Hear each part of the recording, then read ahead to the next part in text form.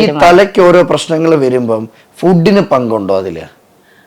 ഫുഡിന് പങ്കുണ്ടോന്ന് ചോദിച്ചാല് നമ്മൾ കഴിക്കുന്ന പേനിന്റെ ആണോ ചോദിച്ചത്? അതായത് കൂടുതൽ ഞാൻ പറയാൻ വിട്ടുപോയി അതിന്. നമ്മുടെ സ്ഥാപനത്തിൽ വരത്തില്ലേ, അപ്പം വലിയ സൈസ് പേന് തന്നെ പല സൈസും ഉണ്ട്. പേന് പല സൈസും ഉണ്ട്. അതിൽ ബ്ലഡ് കുടിക്കുന്ന ഒരു ടൈപ്പ് ഉണ്ട് പേന്, വലിയതാണത്. കാണുമ്പോ തന്നെ നമുക്ക് മനസ്സിലാവും. അത്തരം പേന് ഉള്ള കുട്ടികളുണ്ടല്ലോ വരുന്നത്, അവർക്ക് പൊതുവെ ബ്ലഡ് തിരിച്ചു കയറ്റുകയാണ് ചെയ്യുന്നത്. നേരത്തെ ഞാൻ പറഞ്ഞ കാസർഗോഡ് ടീമായാലും ഹോസ്പിറ്റലിൽ കൊണ്ടുപോയിട്ട് ബ്ലഡ് നമ്മുടെ ശരീരത്തോട്ട് കയറ്റുകയാണ് ചെയ്യുന്നത്, ബ്ലഡിന്റെ അളവില്ല കുറവായിട്ട്.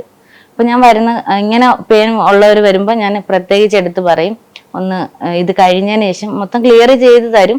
അതിനുശേഷം ഒന്ന് HP ലെവൽ ഒന്ന് ചെക്ക് ചെയ്യണമെന്ന് പറയും.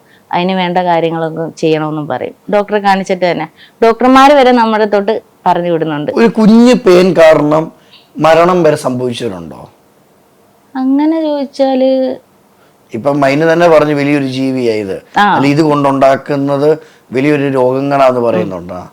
പിന്നെ ഫ്ലൈറ്റ് നിർത്തി വെച്ചൊരു കഥ ഈ ഇടയ്ക്ക് ഉണ്ടായിരുന്നല്ലോ, കഴിഞ്ഞ മാസം പറഞ്ഞേ. അത് ന്യൂസിലൊക്കെ ഉണ്ടായിരുന്നു.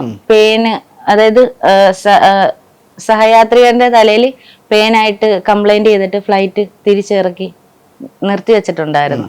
അങ്ങനെ ഒരു വാർത്ത ഉണ്ടായിരുന്നു കഴിഞ്ഞ മാസം. ഇനി ഫ്ലൈറ്റ് എന്നാ നിർത്തിയാൽ നേരെ മൈനയുടെ അങ്ങോട്ട് കയറിപ്പോരല്ലേ? അതെ അതെ, നേരെ വന്നു. നമുക്കിതൊക്കെ സിമ്പിൾ അല്ലേ?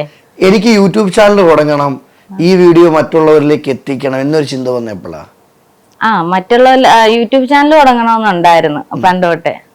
മെയിൻ യൂട്യൂബ് ചാനൽ തുടങ്ങണമെന്ന് എല്ലാരും ആഗ്രഹിക്കുന്ന തന്നെ ഇൻകം കിട്ടാൻ വേണ്ടി തന്നെയാണ്, പൈസക്ക് വേണ്ടി തന്നെയാണ്. ഞാനും അങ്ങനെയൊക്കെ തന്നെയാണ്. എനിക്ക് സംഭവം ഇല്ലല്ലോ. ഇല്ല, ഡെയിലി വ്ലോഗ് പോലെ എന്തെങ്കിലും എനിക്ക് അറിയത്തില്ല സത്യത്തില്. അപ്പൊ ഞാൻ എന്തൊക്കെയോ ചെയ്തിട്ടുണ്ട്. പിന്നെ വീഡിയോസ് അല്ലാതെ ഇൻസ്റ്റാഗ്രാമിൽ ചെയ്യുന്ന ഷോർട്സ് ഒക്കെ എടുത്തിടുമായിരുന്നു. പിന്നെ ഉമ്മച്ചി കൺമശി കാര്യങ്ങളൊക്കെ ഉണ്ടാക്കുമായിരുന്നു നാച്ചുറലായിട്ട് തന്നെ. അപ്പം അതെല്ലാം ഉമ്മ ഉണ്ടാക്കും. ഉമ്മ ഈ പ്രസവിച്ച കുഞ്ഞുങ്ങളല്ലേ എറ്റാട്ടി അങ്ങനെ പോവായിരുന്നു ഉമ്മ കുഞ്ഞുങ്ങളെയൊക്കെ നോക്കാൻ. അപ്പൊ അവർക്ക് വേണ്ടുന്ന കന്മശിയൊക്കെ ഉണ്ടാക്കുമ്പോൾ വീട്ടിലും ഉണ്ടാക്കും. അങ്ങനെ ഞാൻ അതിന്റെ വീഡിയോ ഒക്കെ ഇട്ടപ്പോൾ എനിക്ക് ഒരുപാട് ഓർഡർ കാര്യങ്ങളൊക്കെ വന്നിട്ടുണ്ടായിരുന്നു. അതും ഞാൻ സെയിൽ ചെയ്തിട്ടുണ്ട് ഒരുപാട്. ഇപ്പൊ എനിക്ക് എല്ലാം മെയിൻറ്റെയിൻ ചെയ്യാൻ പറ്റാത്തത് കൊണ്ട് കുറച്ച് സ്റ്റോപ്പ് ചെയ്ത് വെച്ചിരിക്കുകയാണ്. ഏറ്റവും കൂടുതൽ വൈറലായ വീഡിയോ ഏതായിരിക്കും? ഇപ്പൊ എന്നെ തന്നെ ഒരു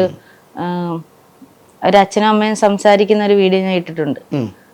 അതിന്റെ ആ പേന് ഒരുപാടായിരുന്നു, ഹെവി ആയിരുന്നു. തല കാണാത്ത വിധത്തില് പേനും ഈരും എല്ലാം നിറഞ്ഞ് ഇരിക്കുകയായിരുന്നു. എപ്പോഴെങ്കിലും ഒക്കെ ഒരുപാട് പേൻ നിറഞ്ഞ ആളുകളൊക്കെ വരുമ്പം ഒരു വെറുപ്പ് അല്ലെങ്കിൽ എനിക്ക് ഈ പരിപാടി വേണ്ട എന്നൊക്കെ തോന്നിയിട്ടുണ്ടോ? എനിക്കോ? എനിക്ക് അങ്ങനെ ഒരു സംഭവം ഇല്ല. അങ്ങനെ തോന്നുകയാണെങ്കിൽ പിന്നെ ചെയ്യാൻ ഇറങ്ങരുത്. അതെ, എനിക്ക് അങ്ങനെ തോന്നിയിട്ടില്ല. മൈനെ ആരെങ്കിലും മാറ്റി നിർത്തിയിട്ടുണ്ടോ? നിന്റെ ജോലി ഇതാണല്ലോ, നീ കുറച്ചുകൊണ്ട് മാറിയിരിക്കും, അങ്ങനെ അനുഭവങ്ങൾ വല്ലതും ഉണ്ടായിട്ടുണ്ടോ? കളിയാക്കിയിട്ടുണ്ട്. ഒരുമാതിരി പുച്ഛത്തോടെ, ഭയങ്കര പുച്ഛത്തോടെ നോക്കുന്നുണ്ട്. എന്തൊക്കെ പറഞ്ഞുണ്ട്? എന്താ ഈ ഇടയ്ക്കാണെങ്കിൽ നമ്മള് ബൈക്കിൽ ഇങ്ങനെ വരുമായിരുന്നു. നമ്മുടെ നാട്ടുകാർക്ക് തന്നെ ആയിരിക്കുമല്ലോ ഇത്. അപ്പൊ ഇങ്ങനെ വന്നപ്പോഴത്തേക്ക് ഒരു 2 ഇത്തമാര് ഇങ്ങനെ പോകുന്നുണ്ടായിരുന്നു. അപ്പം അവരും ഇങ്ങനെ വന്നായിരുന്നു റോങ് റൂട്ട്. അപ്പൊ എൻ്റെ അടുത്ത് പറഞ്ഞ് ഇങ്ങനെ വാക്ക് തർക്കമായി ഇങ്ങനെ വന്നതിന്.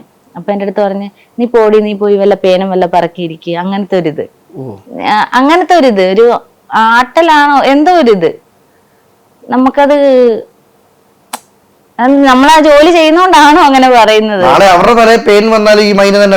പിന്നെ തീർച്ചയായിട്ടും അങ്ങനെ കളിയാക്കുന്നവർക്ക് ഈ നിമിഷം ഈ ഒരു സദസ്സിൽ കൊടുക്കാനുള്ള മറുപടി എന്തുവാ? ഞാൻ ഇവിടെ വന്നിരിക്കുന്നുണ്ട്, അതിനപ്പുറം എന്ത് മറുപടി അല്ലേ? പേനെ പിടിച്ചോണ്ട് തന്നെ വന്നിരിക്കുന്നതെന്ന് പറയാൻ എനിക്കൊരു നാണംകേടോ മടിയോ ഇല്ല, ഒന്നുമില്ല.